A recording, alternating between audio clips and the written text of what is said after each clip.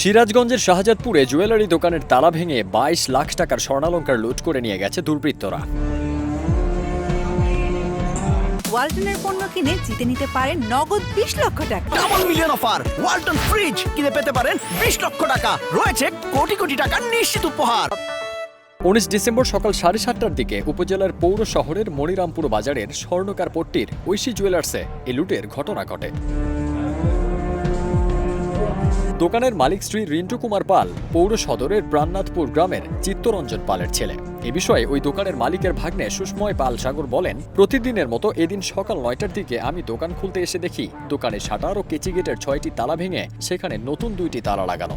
এমন দৃশ্য দেখে দোকান মালিককে ঘটনাটি জানালে তিনি এসে দেখেন সব স্বর্ণালংকার দুর্বৃত্তরা লুট করে নিয়ে গেছে। আমি আমার ভাগ্নেকে সকালে দোকানে পাঠাই, ও পাঠানোর পরে ও আমাকে দোকানে এসে দেখে যে তালা, নতুন তালা লাগানো। আমাকে ফোন দেয়, আমি বললাম যে মামা তুমি তালা আগে হাত দিও না, আমি আসি। আমি এসে দেখি এই ঘটনা। দোকানের সিসি ক্যামেরায় দেখা যায় মুখে সাদা মাস্ক ও মাথায় ক্যাপ পরা 20-25 বছরের এক যুবক শাটার খুলে ভেতরে ঢুকলে বাইরে থেকে অন্যজন শাটার বন্ধ করে দেয়। এরপর সব স্বর্ণালংকার লুটপাট করে বেরিয়ে যায় তারা।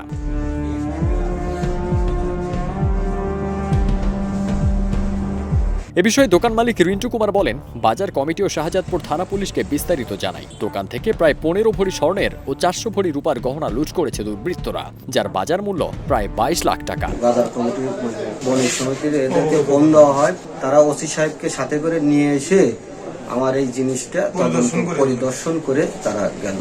মোটামুটি ধরেন একটা আইডিয়া 15 ভরি, আর রূপা আছে 400 ভরি, 22 লাখ, 22.5 লাখ।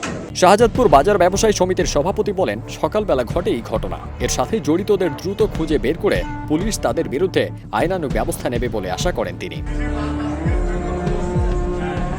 শাহজাদপুর থানার ওসি আসলাম আলী বলেন, চুরির খবর পেয়ে সকালেই ঘটনাস্থল পরিদর্শন করেছি। ক্ষতিগ্রস্ত ব্যক্তির অভিযোগের ভিত্তিতে ইতোমধ্যেই তদন্ত শুরু হয়েছে। আশা করি দ্রুত সময়ের মধ্যে জড়িতদের শনাক্ত করতে সক্ষম হব। শাহজাদপুর পৌরসভার স্বর্ণপট্টিতে চুরির ঘটনায় আমরা অভিযোগ পেয়েছি।